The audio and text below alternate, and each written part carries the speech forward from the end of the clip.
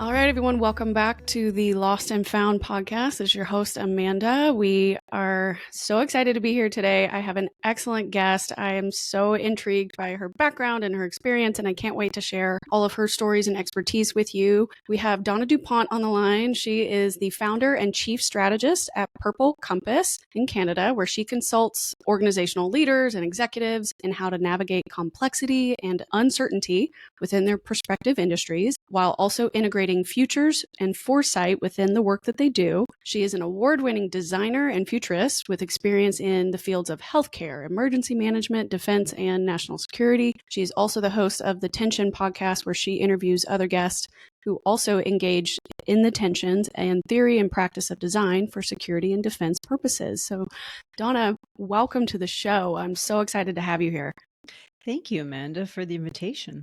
Yeah, this is excellent. I nerded out so much preparing for this episode because I was listening and learning a bit more about you and realized in my background, before I started the podcast, I was in national security here in the United States. I did a background in intelligence and security studies, and then counterterrorism and counterinsurgency. And I also worked for our emergency management group called FEMA and deployed with them a few times for disasters and worked with the FBI. So I used to have to think about strategy in terms of a criminal perspective. So I just was so excited. I can't wait to pick your brain, because if I had known someone like you when I was still working there, I would have wanted to learn from you and apply what you knew into my professional field. So I don't get to talk to people that used to be like me. So this is so fun. Well, it's a really unique perspective to have working in defense and security sectors. It's a different way of understanding the world and asking questions. So yeah, no, happy to have this conversation today and to explore how we can apply it to our everyday life. Yeah, I love that. Yeah, I don't get to do it anymore, right? So I'm in a completely different field now, and so I would love to do that and apply that. So you've had this dynamic career path, as I mentioned. So can you talk to us a little bit more about the experiences from your life that shaped your career the most? How did you become a futurist? And I'm assuming as a little girl, you weren't going, I'm going to be a strategist one day. Yeah, not at all. I didn't even know that you could study futures, or that having a profession that explores future possibilities was even a thing. I came from a very practical background. My dream when I was younger was to work in healthcare, and I started that very early. It was my first career path, working in as a respiratory therapist in trauma and critical care. My first big turning point professionally was the SARS crisis back in 2002. And essentially, that was a big public health, but localized emergency. And it was the first time I had been part of any type of emergency situation that there was a lot of unknowns and a lot of uncertainty. It was a lot of investigation to understand what was happening. And at the same time, I was studying health policy and public administration. And so that experience, just working clinically, being kind of caught in that web of emergencies and uncertainty, and not knowing as a healthcare worker how to protect yourself, or understanding kind of the needs of patients and how you might have to shift kind of your care protocols to address some of these, to address SARS. So it was a continuous learning type of experience. It was eye-opening. And then to see how the health system, the hospitals interrelate or react and work with other parts of the health system, right, in a complex situation. So that was the first turning point for me, and that led me to become more involved in public policy. I eventually joined the Ministry of Health and Long-Term Care, and I became a policy advisor. I worked in healthcare, but also emergency management. And it was my time in emergency management, just dealing with the complexity of some of the emergencies, really thinking about the vulnerability of people and communities, and, the evolving emergencies and escalation of different types of crisis, a need to really think long term, right? And to be more strategic about how we plan, how we prepare, how we protect people and communities. So that's where the idea of futures, anticipating longer term, really came up for me. And it was through a lot of conversations I had with people that I discovered that, wow, you can study this. You can study systems and human-centered design and foresight to help with really unraveling wicked complex problems to help with better decisions moving forward. So that was really where it started. And then I just jumped into studying and practicing, and it's been an evolution ever since. It sounds like you were at the forefront of something that probably always existed and could have always been useful for different agencies or organizations, but you found a way to actually capitalize on that. Like, this is a gap and I know we're going to need it. Like, especially in the early 2000s, we're, at least in the United States, we were building up into a war or two wars, and having that kind of foresight and perspective could have been very helpful in the middle of also global pandemics or epidemics that were going on with our neighbors and everything else that could possibly pile on to that. So that's incredible that you were able to like find your own niche early on. I'm curious though, because it probably was relatively new as a concept to study and practice. Did you ever have a time where you doubted yourself, or you doubted, oh man, I should have never left healthcare. This is crazy. Why did I take this risk on myself? Could you talk a little bit about that thought process? Or Sure. Doubt comes up all the time, at every stage in my pathway and my development. So I think for me, sometimes the biggest challenge when I kind of moved away from full-time emergency management, I decided to really focus my priority in building my own experience and expertise in futures and foresight, and applying it and working with clients and on different projects, not just within Canada, but around the world, because there weren't as many opportunities in Canada at the time. So when you're starting off in a new field, there's always this uncertainty because you don't know what opportunities are ahead or how to connect some of your expertise or experience to something new. And how do you bring it together? How do you collaborate with others in this space? How do you show up? And how do you provide value? These were all things I had to figure out in real time. yeah, And some situations worked out really well. Some were a little bit, they weren't ideal, but every experience I learned something new. And I was able to make a different decision. It helped me clarify what I wanted, where I wanted to have impact, what type of work was most appealing to me, the type of people I wanted to collaborate with. And it really helped me to find like-minded people who are really focused on change and transformation. mm, And so those were the opportunities opened up for me. And there were some doors that were closed that never opened, but there were ones that opened, and I was ready, and I jumped in and just to explore, to see, okay, where will this path take me? I love that you mentioned the opening and closing of different doors, right? Metaphorically speaking, I'm sure. Hopefully, nobody actually slammed a door in your face, but to have the wherewithal of noticing when an opportunity does open and deciding whether or not to walk through it could change your life, right? And so Absolutely. I love that you did not let self doubt prevent you from taking advantage of an opportunity that might be there, whether you felt ready for it or not. It Mhm. was presented to you. And that's kind of what I've started to realize about my own life too, and my own experiences trying to figure out whatever it is my future holds. The opportunity wouldn't show up if you weren't really ready for it, I think. And you just kind of have to start to trust yourself. So Mhm. I think that that's amazing that early on in your career you could build that confidence despite being a little bit doubtful. So I think that that's incredible and a good reminder to everyone that's listening that you should go through with it and do it scared. It's Yeah, okay. You'll figure it out. absolutely. Absolutely. It does require courage because you're stepping outside your comfort zone, Mhm. and it doesn't have to be a big leap. But like I did a big leap, which can be very scary, Yeah. leaving, security of a job and a paycheck. But you can take small steps. Mhm. And a lot of times, after many small steps over time, it's a big leap forward, right? And there's a lot of different possibilities that can open up as you're taking steps, and that momentum grows over time. Yeah. Let's dive in a little bit about Purple Compass. Tell me a bit more about your business. And obviously, you had the courage to start your own business in an uncertain future or an uncertain industry that maybe didn't exist quite yet. And you're building it as you, or my dad likes to say, you build the plane as you're flying it. That's Yeah. his vision of entrepreneurship. That's what it Yeah. feels like. So I would love to hear a little bit more about your company. So Purple Compass really started with my desire to help organizations, and governments as well, because I was working with different levels of government to help apply futures and foresight into their work and to really think about the future. And I was very lucky early on. I was approached by Oh, a health organization because I had experience in the health system, and they were very keen to really think about their strategy, you know for the next 5 years. They wanted to approach it differently. They wanted a human-centered perspective.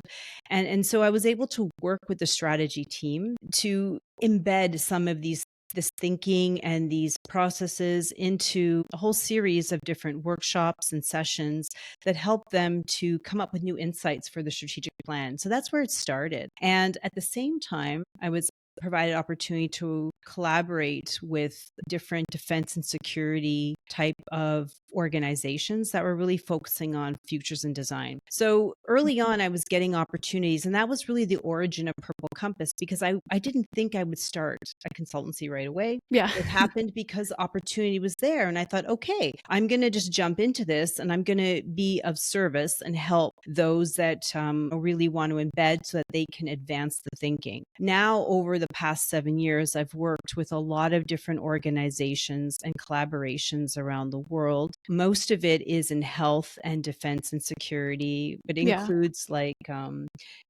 climate change and security, organized crime, in space sector. So it's really interesting because you learn a lot from different sectors.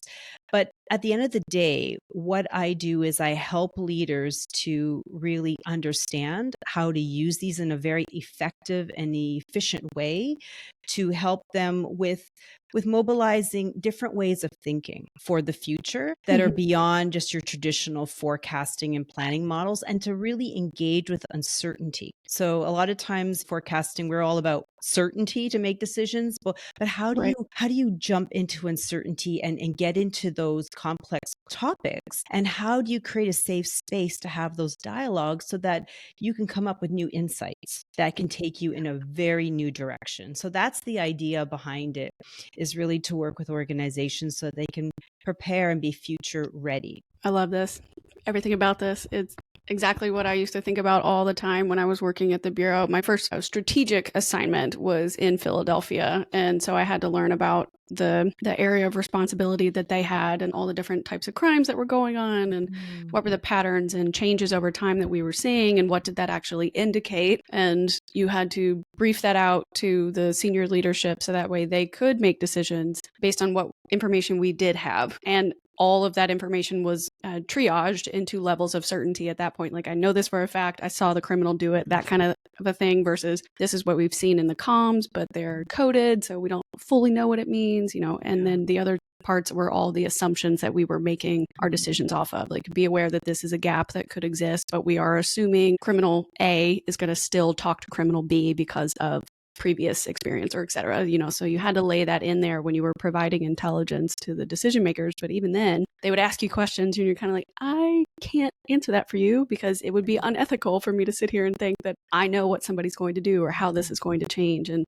I think utilizing something like what you're offering would have been so helpful to like keep the organization focused on what's extraneous and what can we actually do today, right now, and then branch that out, like 30 days, 60 day, 90 day kind of thing. Like, it changes so quickly depending on the industry. It definitely does change. And what you've described there, the assumptions are so important, because we have a lot of assumptions that are behind the way we think and the way we see the future, and we see how things can evolve. And we also have to talk about what time horizon we're working in. A lot of organizations work in really short time horizons, and they're very reactive in terms of something's happening, we need to respond because it's hit a certain threshold of risk or threat, versus being proactive about understanding those weak signals of change and issues that are emerging but haven't hit maturity yet. But we know that if we don't proactively Yep. engage with them, it's going to be on our doorstep, and then we'll be reacting, and we'll be behind instead of ahead of the issue. So it's about getting that, stepping out of the jungle of the complexity and constant, issues management, and getting at the 30,000 strategic level top view to Right. see the bigger picture, so that you have both lenses to make decisions, right? And that gives you a better perspective holistically. Yes, those meetings would always go over much better if I could provide both perspectives, or at least both lenses for them to make decisions from. You've mentioned in the past about helping people be futures literate. So I'm curious if you could talk a little bit about I know you help organizations, but maybe at the individual level here for the listeners of this show, how can an individual become futures literate? So the term futures literacy, there's a couple of different ways people have defined it, but how I like to explain it is really about bringing an intentional lens and approach to how we engage with futures thinking. Because a lot of times, we assume the past or what's happening today will just continue into the future. And sometimes it's very hard for us to see something that's dramatically different because it's outside of our experience or comfort zone or day-to-day life, and we've never even allowed ourselves to think of anything different. So futures thinking is really about understanding the background of what's changing, and intentionally making sense of those changes and those patterns, and trying to understand them, and then engaging with them to say, what if this were to happen, or how could these come together?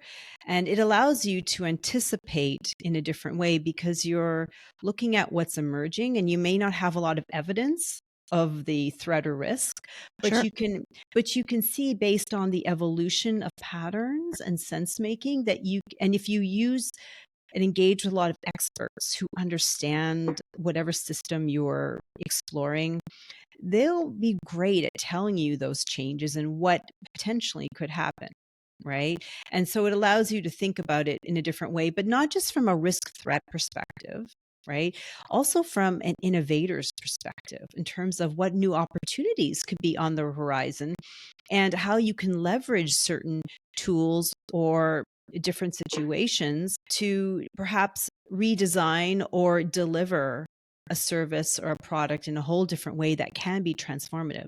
So it depends on what lens you're taking. So it's really about this intentionality when we talk about futures, and being very intentional about the time horizon, the focus, the intent of what we're trying to do, and really tapping into agency for change through futures thinking and foresight. I'm glad you brought up the intentional aspect of that. It's sometimes on the show, some of the episodes are solos where it's just me kind of talking through what's going on in my life and the process on my own path. And then I get to interview, subject matter experts like you, where I can pick their brains about how their path has unfolded and what can I learn from that, and therefore share with the listeners. And I bring it up a lot that, like, even if the decision I make doesn't work out, or it doesn't come up with the result that I thought it would, at least I'm being intentional about not moving at all. I'm making intentional movement that I think makes the most sense for what it is that I want to do or where I want to go, but taking in all that data all the time. Did this work? No. Why not? Okay, here's the reason. Let me try again, but do it in a different way and see what I can do from there. So, like, learning through your intention, I think, will help push your path forward, or at least have it unfold differently. Like the living in the uncertainty is what gives me so much anxiety all the time, because I had 10 to 12 years-ish, depending on if you count college or not, but like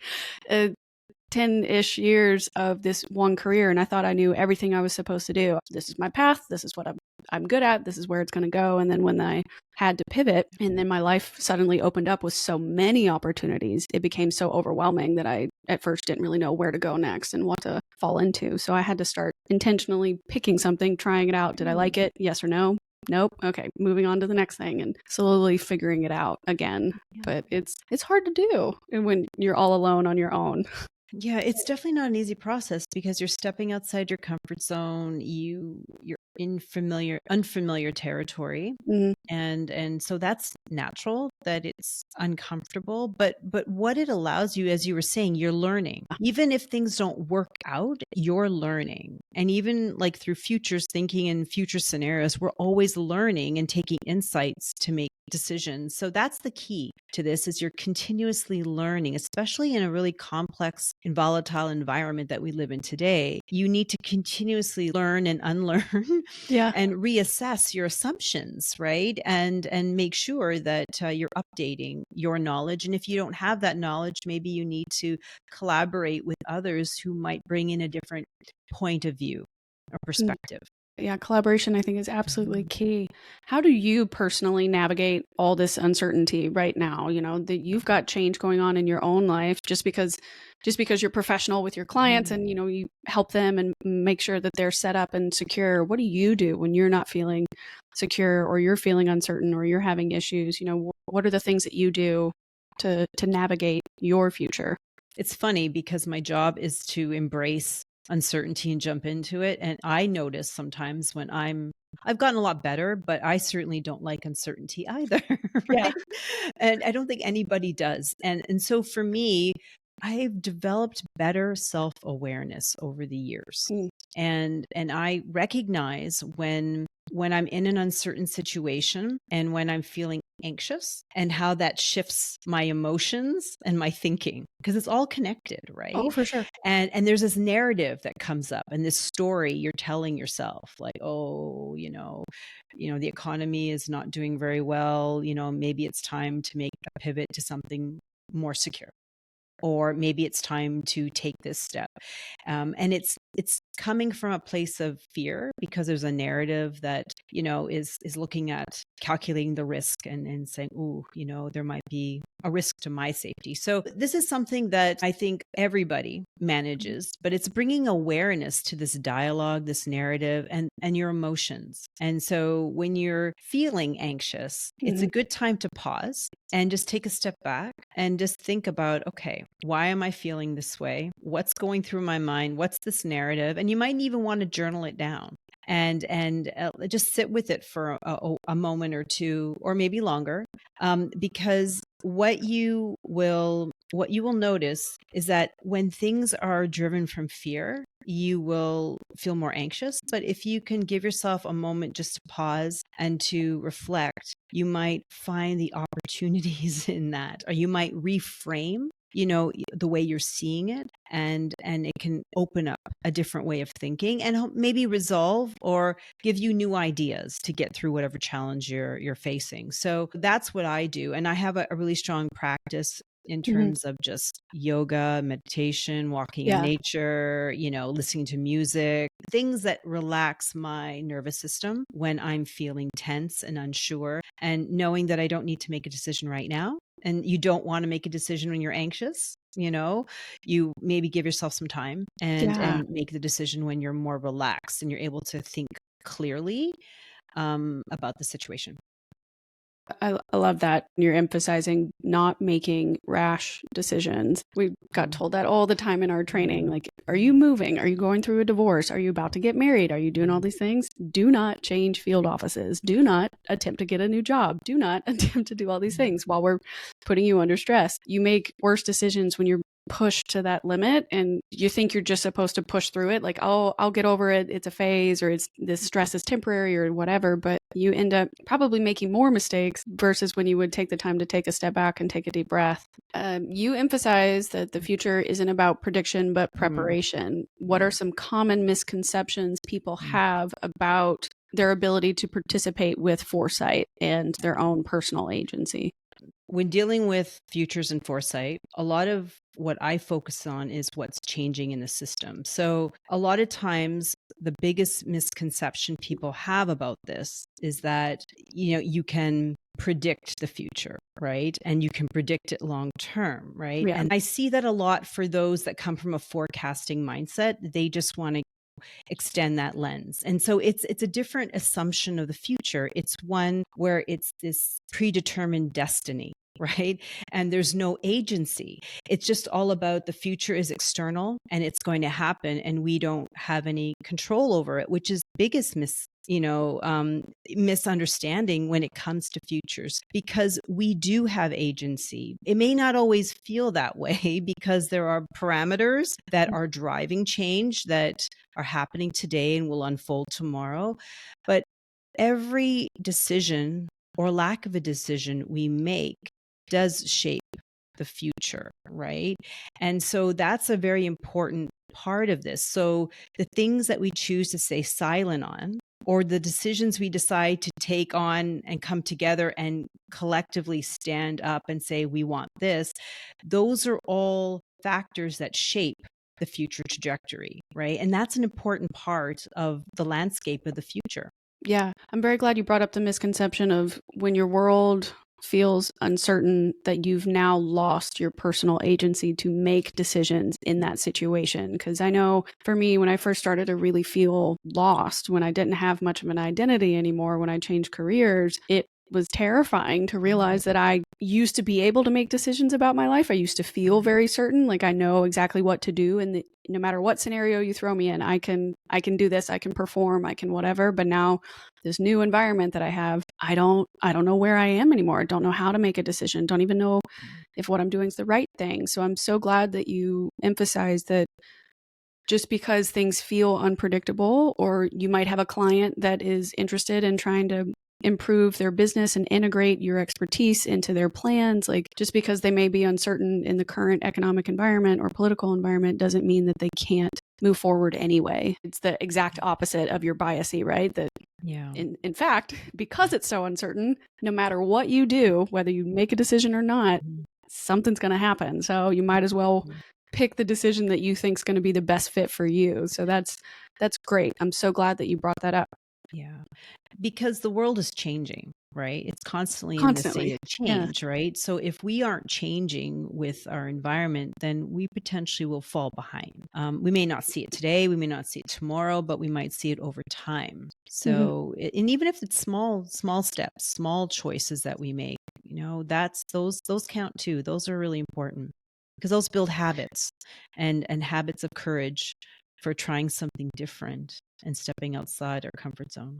Yeah. You just mentioned habits here. So I'm curious, what's a practice that you would recommend for building a sense of control when we are living in such an unpredictable time?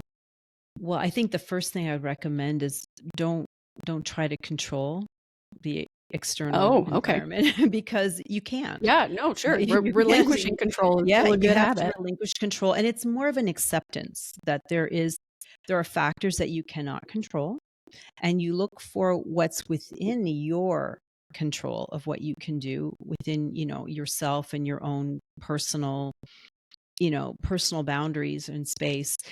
And so I think one thing that I would recommend is just to really be comfortable with the uncertainty, to recognize, acknowledge it, but also to think differently, to try to challenge yourself, to not to fall into fear, but to think from a perspective of what opportunities are available for me, or what's a new way I can navigate or move forward in this changing environment. And if there's a lot of fear, if you can't get to that space, because that might be more of an innovator's mindset, you might not be ready. You're probably more in your status quo type of mindset, which is okay. If there's a lot of fear, if there's a lot of resistance to change, what is holding you back? What's the weight that's holding you back? And what are your beliefs and your mindset and their narrative, that might be holding you in a certain pattern where you don't believe you can make a change. So a lot of times it's kind of bringing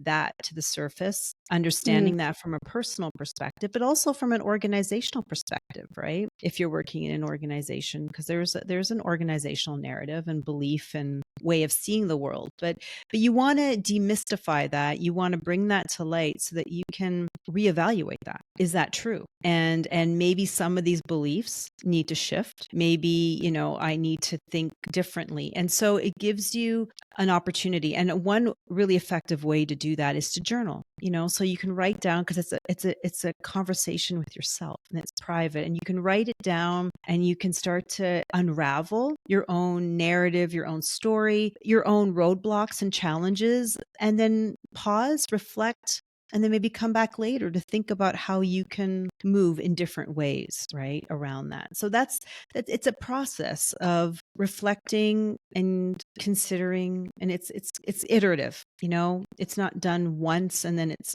complete. It's an iterative process of constantly learning and allowing yourself to become and evolve into the next version of yourself. Yeah, I'm so glad you said the iterative process as well, that in order to become whoever it is that you want to be, or to get to that end goal that you have in your mind, or to reach that future that you're envisioning, it's an iterative process. You have to do it over and over again. The greats, or the people that you admire that have paved the way before you, they didn't do it just once and magically that skill showed up, or they didn't do it just once and magically their business was incredibly successful. They showed up every single day and continue to do so even today, to build that further and to establish that kind of life. So it's making a lifestyle decision to go, I'm going to be the type of person that continues to practice this, or even if it's super small, like you said, just 5 minutes a day of journaling, if that's what helps you feel grounded, do it. It doesn't really matter if somebody else doesn't like it or doesn't think it would work or whatever. You should do what works for you. Absolutely. Yeah, and it becomes a daily habit, and you're starting to rewire the way you think and the way you see the world, and recognizing when you're falling into fear and when you need to kind of take a little bit of a more of an optimistic or find the hope in in the current context, right? Because there's always a balance. Yeah, there's challenges on one end, but there could be something different, and looking for that other side is important. Yeah, I want to go back to what you just said, the finding the hope. This show talks about our moments of feeling lost and uncertain and stuck, and trying to find ways to get unstuck and, become who we were meant to be. I'm curious if you'd be willing to share maybe a moment in your life where you may have been overwhelmed by a crisis or the uncertainty, or feeling like you didn't really know what the future would hold. And how did you find the hope again? How did you pull yourself out of that kind of dark space and move forward? Yeah, I think for me, one of the biggest challenges was when I was having personal health issues, right? Mm, And nobody expects, their health to deteriorate, but after many years of working in really complex contexts, and it was really it wore me down a lot, and you go through burnout, several rounds of burnout, and to the point where you need to step away. And so I think for me during that time, it was a dark time, because this wasn't supposed to happen. I was still very young, and I had a lot of dreams, and there was a lot of uncertainty about some of the things I wanted to do going forward, and whether that was even possible. And I think for me, what helped me was to have something that I was passionate about to pull me forward. It doesn't have to be a full vision of your future self, but it's something that they're passionate about, that you love, that you're excited to get up every day and just do and explore. And it could be anything. And we all have that thing we love to do. And it's reconnecting back to that. And it's sometimes shedding some of those extra layers that were taking up a lot of energy, that maybe were us, mhm, before, but maybe they're no longer a fit anymore. So that was a process that took almost a year for me, because it took time to heal, but it allowed me the runway to get better. And then when the opportunity came, I was able to start working part-time through Purple Compass, right? That was I Yeah. want to work, I want to serve, but I can only do this part-time. How can I do this? And then now, but it gave me that opportunity to still have impact, but in a way that I could manage my own schedule that I needed at the time. And so that was my personal story. And so for me, it was one where I had to continuously work on it over that time, but it was having something. I was so passionate about helping others, right? And a better future. And that was enough for me. So I would suggest for your audience, find that one thing that you Mhm. just absolutely love, and that might be something that's very deep, that you've uncovered or knew about when you were younger, that maybe you don't nurture as much as you should. and you need to Yeah. reconnect with that part of yourself again. I love that you reconciled letting go of that previous identity, that it did not necessarily mean that you couldn't still be you and you couldn't Yeah. still live a life that would be fulfilling. It just wouldn't look the same way as previous Donna wanted it to look, right? And that's one of the heaviest things that I've dealt with on this show. Like, it's the listeners know some episodes are happy and they're funny and like they're great conversations, and then other episodes they're intense. Like, my mom, she listens to the show, but she'll describe it almost feels, Amanda, I'm reading your diary and I'm not supposed to, but I can see you evolving every episode. I can see you moving in a direction, whether you can see it or not. Like, the outside looking in, it's very clear that you are tapping into that creative young girl that you used to be, and you cut her off to go be a serious analyst and strategic and like informative, and like obviously it was a good path, but you let go of an old version of you, and it's very clear that tapping back into her is actually what will heal you. And so it's been an interesting path. But speaking of thinking about a positive and looking for the positive, do you have a future that you're personally excited about? When you're looking ahead, what gives you hope now? After everything you've experienced, starting your business, you've launched all these different paths that have paved a way for you, but what's a future you are personally excited about, and what is giving you hope these days? So I know this is going to probably sound a little strange, but I feel like with all of the disruption and things breaking down, it gives me hope. And I'll tell you why. Because that's Okay. usually the opposite. 'Cause people think, oh, that's not good at all.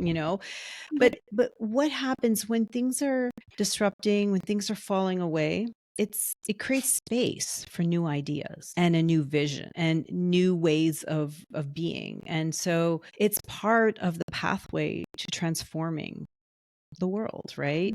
And a lot of times when things are going well, stable, everything's working the way the society thinks it should be working, there isn't an appetite to change it, because it's, why would you change it? But when things are falling away, when it's really obvious that there are tensions and there are challenges and we need new thinking and new ways of operating in the world, it creates space. It's the breakdown before the breakthrough, right? And it's actually finding courage through the transition from this world to the new future. And it's finding the courage to ride the waves of that transition and to bring ideas forward that support a better future. So I'm really excited about images of the future that are positive, that can solve a lot of these global challenges, that can bring the right people together who want to collaborate, who want to cooperate, who can see new ways of doing things beyond their own personal self-interest. And so that's not easy, but that is exciting because I feel that there are a lot of people that want to have that ideal vision, but we are dominated by so many dystopian images of the future that we tend to fall into that camp. We need to exercise our creativity and our imagination so that we can shape something better.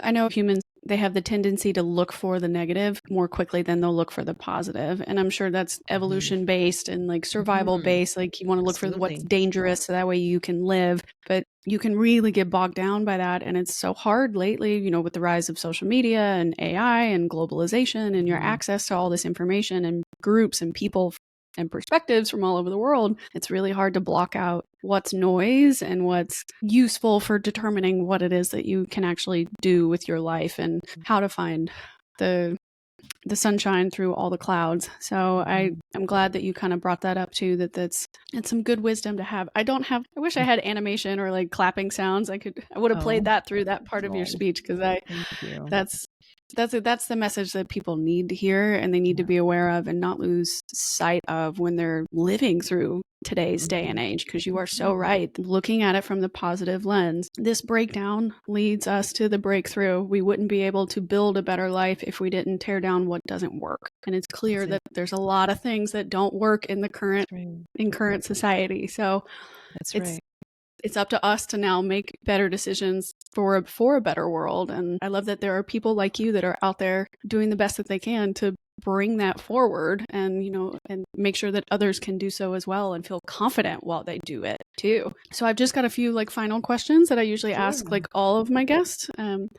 If you still have some time here. So what do you want out of life, and have you found what you're looking for? Wow, that's a big question. Yes. I think for me, what I believe I want out of life is to make a meaningful contribution in what I do. And whether that's, with my immediate family and my community or the work that I do, I always want to feel like it's meaningful and that it's shaping towards something better. Even if it's a small step, that feels like the direction for me. Yeah. And you get to live that now every day through your business. So that's a great way to make that come to fruition for you. How do you define success, and what does success look like to you? Yeah. To me, success is continuously learning and growing, right? Okay. So, yeah, I feel like that's been the one thing that I've really appreciated now looking back at my career and all of the turns that I've made. Success is I've grown, and there are times where I was uncertain, but I stepped forward at times and I jumped in to situations and I learned. And it's made all the difference. Oh, absolutely. You wouldn't be who you are today if you hadn't taken the leap for yourself, taken a risk on yourself, right? So I think And that is an believing in incredibly yourself. Yeah, yeah, it's about yeah. believing in yourself, right? And I think that's so important, just to be able to overcome your own self-limiting beliefs and doubt about yourself and dare to, be different. Yeah, dare to be exactly who you are, or dare to become your ideal self. I know a lot of people that tell me all the time, "Oh, I wish I looked like this, or I wish I had started this, or I wish I had taken that class, or I'd gone on that trip," or whatever, insert thing I never did here, right? And it's kind of like, but you still can. Who told you that you can't? Right? Like, It's never is too it late. you saying that, or is it society saying that? And either way, tell both of them to shut up. Like, Yeah, just go for absolutely. it, try it, see what happens, And I had a pivotal moment, the few years back before I started the show, kind of like, I have always wanted to see what this kind of life would be like, and I know that I'll regret it if I never try. It could fail, it could flop. Nobody could ever listen to me ever again, but I don't really care. If I'm liking it, I feel successful. Did I show up for myself this week? And if the answer was yes, then I feel good about it. So That's I powerful. like that. Yes. Yeah. On the other side of that coin, how do you define purpose, and what does living in your purpose look like to you? Ooh, yeah, that's a good question. I've written so much about purpose, and it still tends to elude me a little bit more. But I would say for me, your purpose is really about the thing that drives you, and motivates you, and that it is part of who you are, right? And that can look in so many different ways. It doesn't have to be a big grandiose type of contribution. It can be just how you show up, right? Or how you engage with people, or how you move through the world. And so for me, my purpose has always been to work and collaborate with others and really bring together opportunities to empower change. That's I think a consistent theme throughout my entire career, whether it's at the personal level or more broadly. But I think that's my purpose, is really being that guide and that teacher and that helper, and to help people move through those roadblocks towards their North Star. And they have those ideas, and helping them to bring it together and stitch together the ideas so that we can see it and then take action. So I'm the guide. I feel I'm very much the educator and guide that's helping to do that for others. I really appreciate that too. The enabling other people to take action for themselves, for whatever's going to work best for them. That's an excellent purpose. I always love asking those questions because each guest has a very different opinion about it, or about their perspective of what success looks like. And sometimes that evolves, and your purpose evolves depending on what season of life you're living in. So I always love asking that. I feel I'm nosy It's a like good that. question. It's a good question. Yeah. Yeah. What advice do you have for people listening to this episode, but they're feeling lost or stuck in their life right now, and their current situation is not good, but they know they need to make a change, but they don't really know where to start? What advice would you give somebody that's feeling that way? So if they're feeling stuck and they're not sure, oh, it's kind of like what we talked about earlier around just being aware of that lack of movement and feeling stuck, and starting to maybe unpack that a little bit. How they feel about it, what are the emotions attached to that, what's thoughts that are attached to that, and maybe start writing that down, because those are things that are holding them back. It's a weight of the past that's holding them back.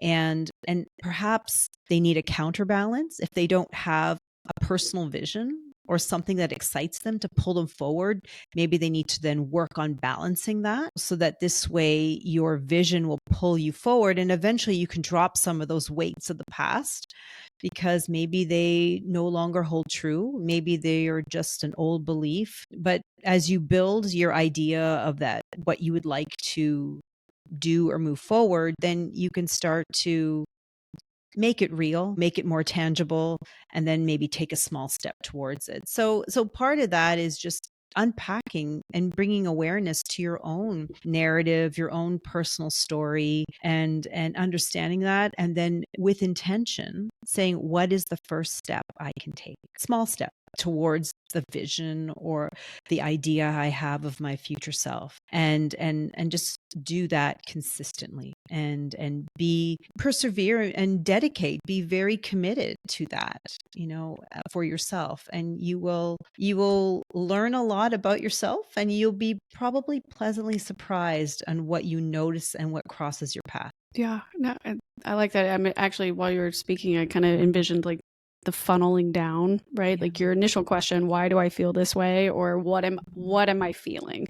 Yeah. Okay, why? And then you ask yourself again, why? Again and again, again and again, until you actually get down to the core of, if I don't do X or if I don't do Z, then this will happen. And you're like, oh, okay, then I need to respond to whatever that problem is. That's right. That's a root cause of an issue, which is fantastic to really understand what's underneath it. Mm, Sometimes I think of change as just like 3 points of a triangle. Like sometimes there are things in life that are pushing us around and are pushing us into directions that maybe we don't want to go into or we're tired of.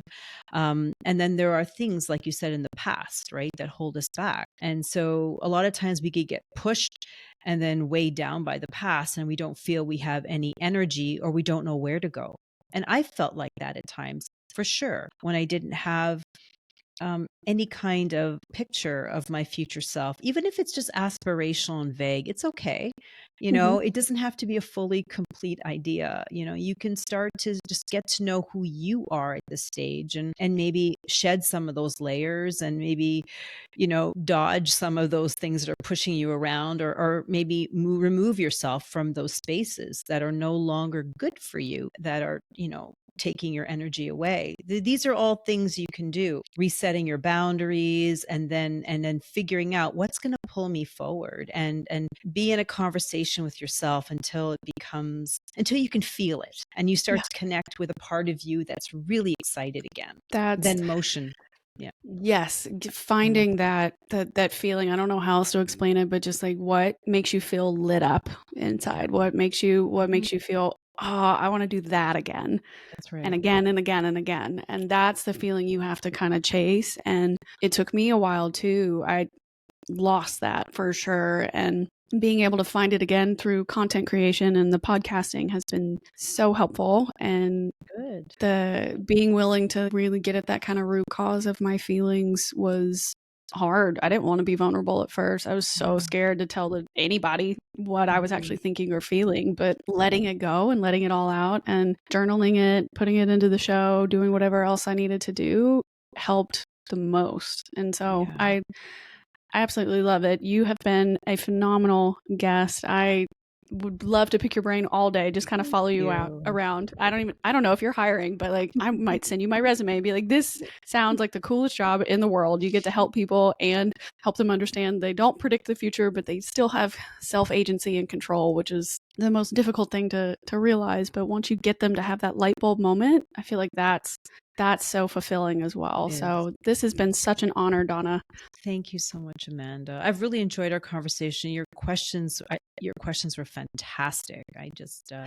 I feel like I tapped into a part of myself that I haven't talked about before. So thank you for that. Of course. Well, you are absolutely welcome back anytime. But in the meantime, if anybody wants to work with you, hire you, learn more about your projects, they want to listen to your show, read books, or anything that you've published, what is the best way to contact you and find all your stuff? Plug away. So my website is purplecompass.ca. I have a number of resources that I am uploading, some free downloadable resources just on, leadership thinking in uncertain times. And I also have a Future Minds coaching collective, which is free to join, which is all about building your own futures oriented practice in any type of work that you do. And it's a global community. So it's free if you want to join. I also have a guide to what's called the Future Intelligence Lab. And it's a resource of a lot of different services that I provide to organizations of all sizes, whether you're a beginner or you're looking for more advanced support to build your own future intelligence within your organization. I can definitely help and guide you along the way. Excellent. And anybody that you work internationally, right? Or is it just in Canada? Nope, I work internationally. Perfect. Awesome. Well, everybody, I will definitely make sure that I put all of Donna's information into the show notes and the description of this episode. Remember to like, subscribe, leave a review, 5 stars. Let us know what you loved. If you have any questions for myself or Donna, feel free to tag us, add the comments on the episodes. I will be sure to share all of her info. You can find me at hello@podcastforthelost.com. I'm on Instagram, TikTok, and YouTube. And that's it for this week, everybody. And remember, wanderers are always welcome.